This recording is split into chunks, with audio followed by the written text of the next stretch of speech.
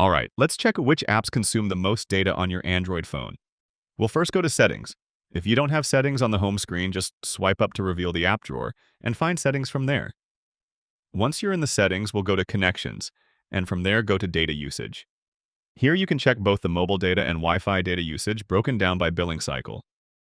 I can choose my previous billing cycle, for example, and I'll see which apps consumed the most data.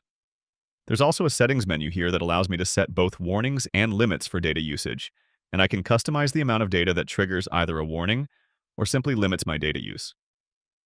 Handy little tool if you want to make sure you don't exceed the mobile data included in your plan. There's a similar menu for Wi-Fi data usage. I can see which apps used up the most data, and I can even see how much of that was active use when I had the app in the foreground and how much the app used inactive in the background.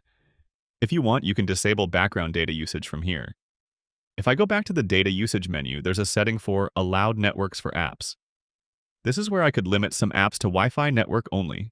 Certain social media or streaming apps, for example, can eat up massive amounts of data. So if I want to be mindful about my data usage, I can pick an app here and set it to use Wi-Fi only, or both mobile data and Wi-Fi, or tell it to prefer mobile data when possible. And that's how you check your data usage. Click that like button if this helped, and subscribe for more easy guides like this.